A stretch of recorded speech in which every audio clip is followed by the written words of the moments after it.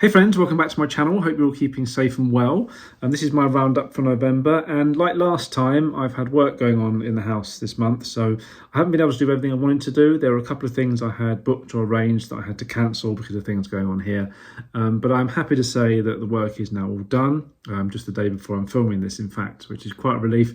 Nice to relax just before Christmas, but it's been well worth it. It's been a lot of stress and upheaval and cost as well. We've been able to afford it, but yeah, it's been a lot of disruption, obviously, especially for Mum as she can't see and everything. So she doesn't know what's going on. Feels a bit useless, bless her.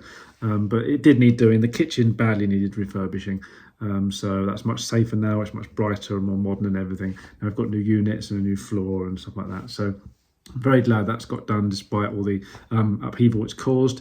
We've also got new brighter lighting in the living room as well, and the outside of the house has been freshly painted. So yeah, everything feels much nicer. There's other things we could do around the house, that need doing, but that's been the most important job. So we're not going to do anything else for now. We've got a lot of rubbish to get rid of anyway, bit by bit, obviously, as you can imagine, having all that work done. But yeah, it'd be nice to get my bedroom done at some point, and maybe this room where I work as well. But none of that's really urgent. It was the kitchen, as I say. So yeah, we'll get to all that stuff at a later date, but for now we can just relax and get back to normal, and that's been lovely. So yeah, I haven't been able to do everything I wanted to this month, but I have been able to meet up with some friends of mine for meals and entertainment, which has been nice. I've got a bit to talk about there, and there are also a few bits and pieces I've been watching on TV that I want to mention as well. So yeah, there is a nice little variety of things to mention in this video as usual, and there's more detail in the blog post as always, of course. In fact, a couple of things I've watched, there are separate dedicated blog posts for, in fact.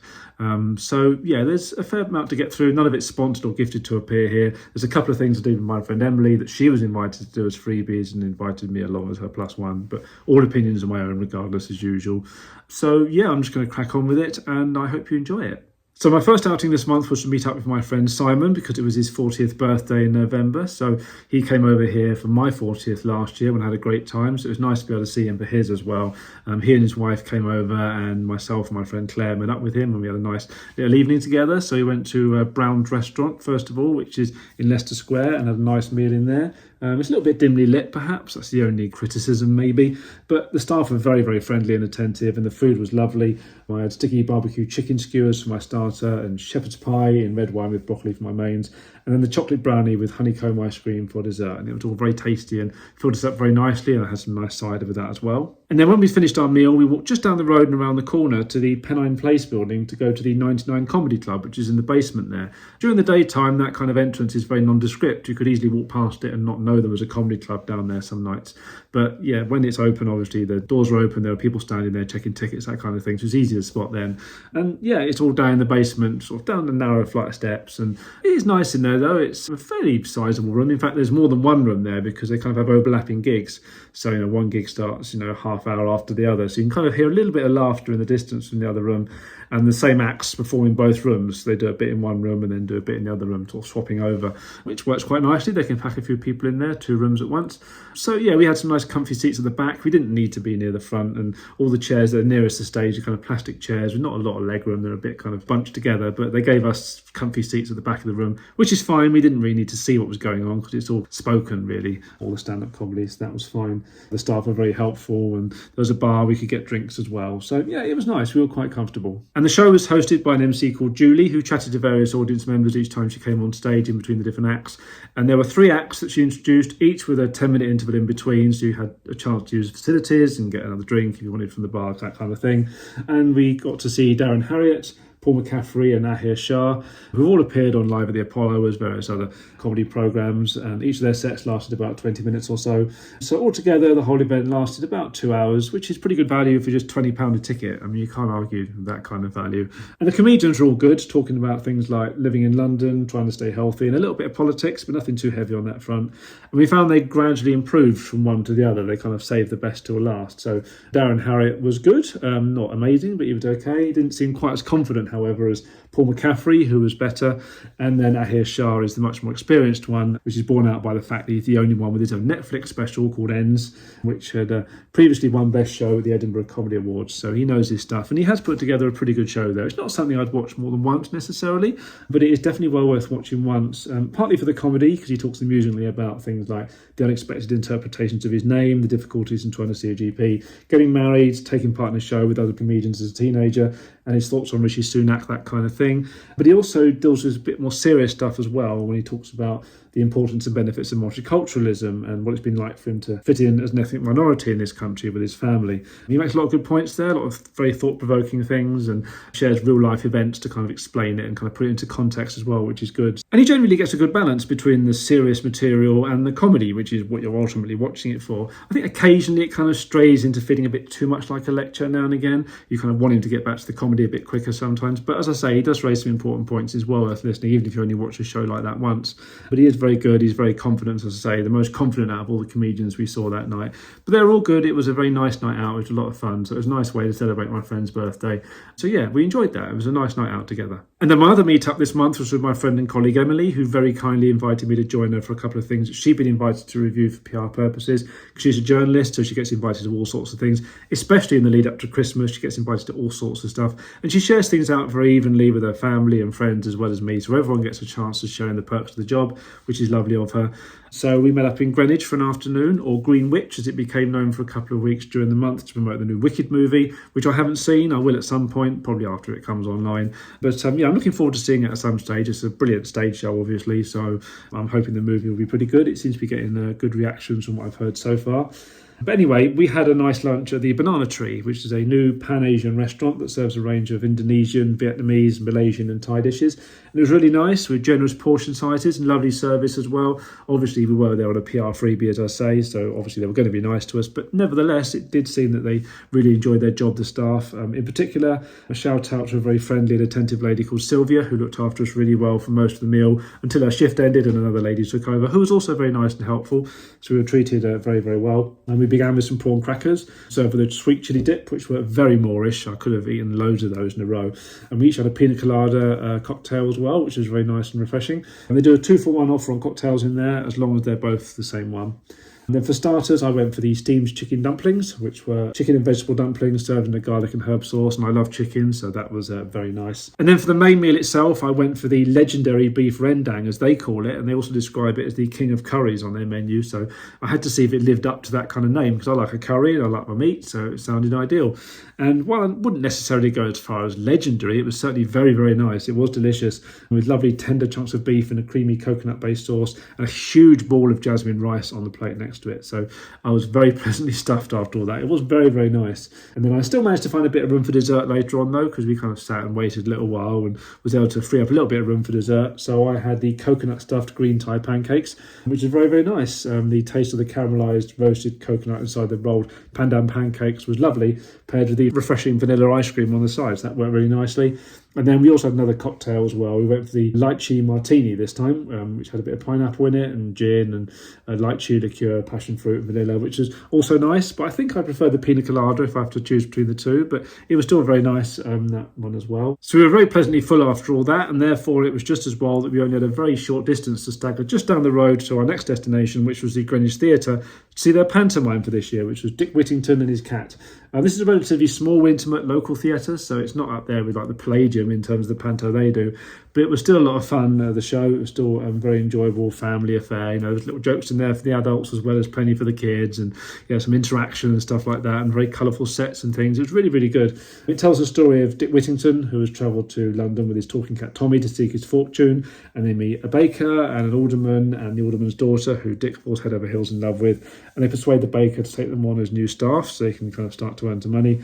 But obviously there's an enemy involved as well, in the form of a mean rodent called Raticus, who wants to rule the city and doesn't take kindly to a cat being around.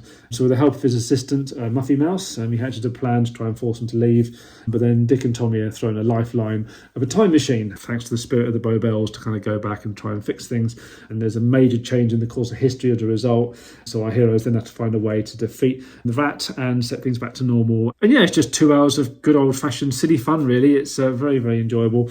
It was all set in the 60s as well, hence the very colourful sets. And there's some music from the decade and from other decades as well. There was songs that everyone in the audience will recognise at some point, and some of the lyrics have been changed to fit the storyline, of course. So yeah, it was just a very enjoyable show with something for all ages, as you'd expect from a typical pantomime at Christmas. So it's well worth looking into if you don't want to go to perhaps one of the bigger ones elsewhere. The Greenwich Theatre one is genuinely well worth a look if you like that kind of thing. So moving on to TV, and last month I mentioned that I started watching the Sarah Jane Adventures at long last, having never seen it in its entirety before. When it first came out, I dismissed it as a kids show because I was still relatively new to Doctor Who then myself anyway, and I focused on Torchwood as it was more aimed towards my demographic. So I kind of just pushed it aside and meant to get to it at some point, but then it wasn't easily available online, all this kind of thing. But I finally took the plunge and bought the DVD box set, and I've been going through it, and I've now finished it. So I've published a second post on my blog all about series 3 to 5, going through it episode by episode again, just like I did with series 1 to 2 before.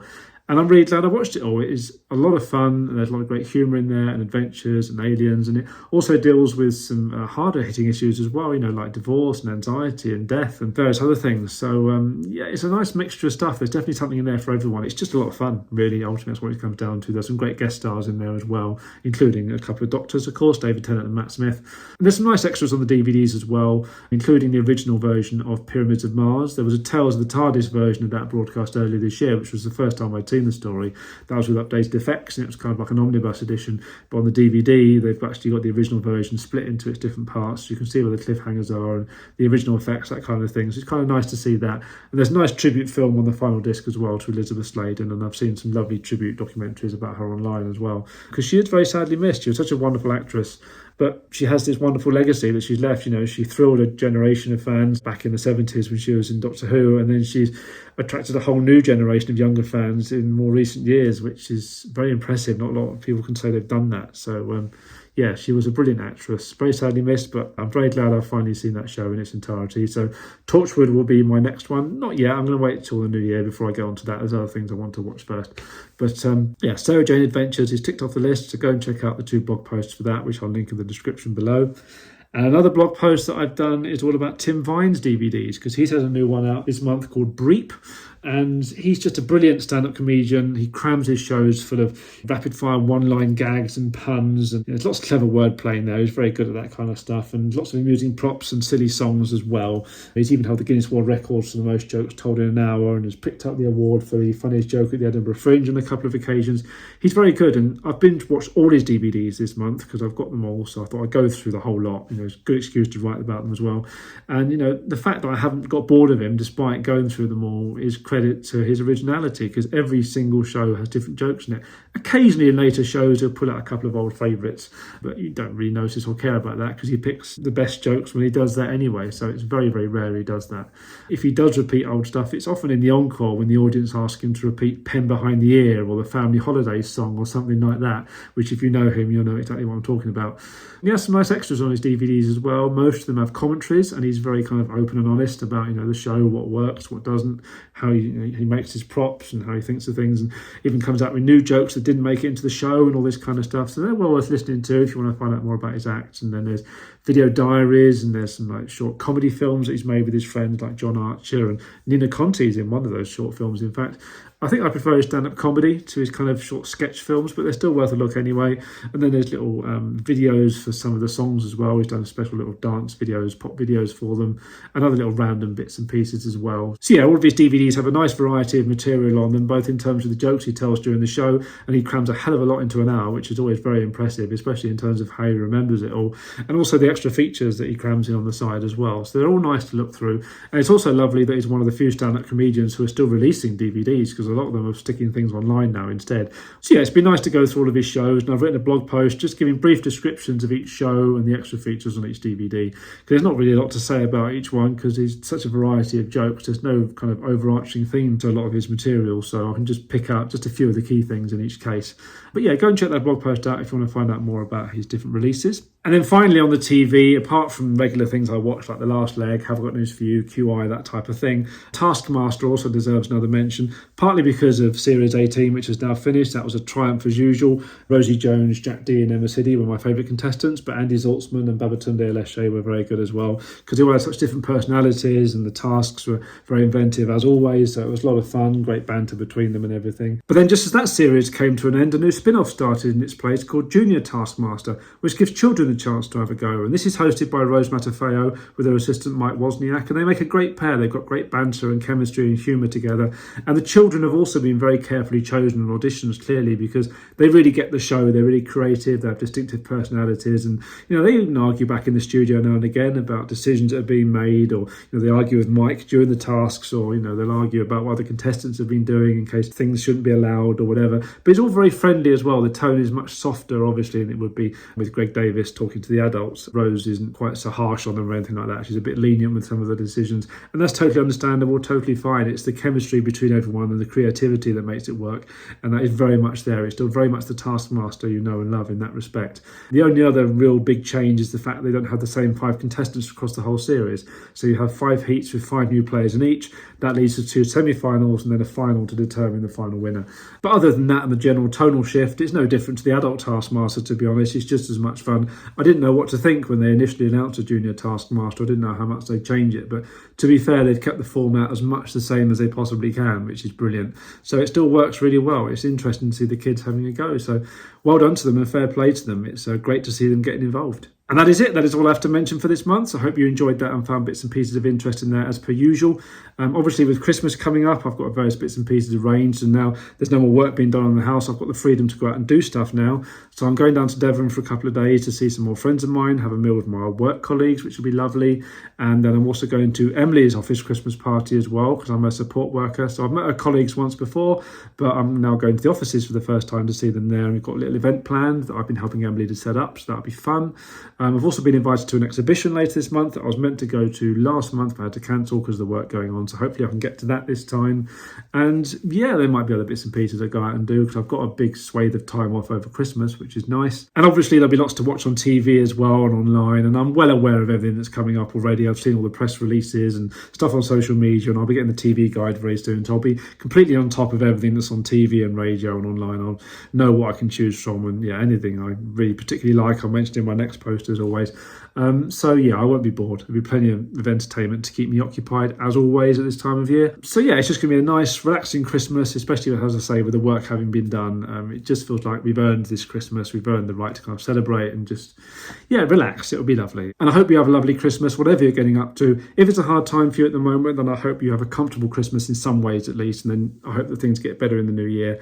But whatever you're doing, whoever it's with, wherever you're going, etc., etc., I hope you have a wonderful holiday season with everything you want to keep you happy and comfortable.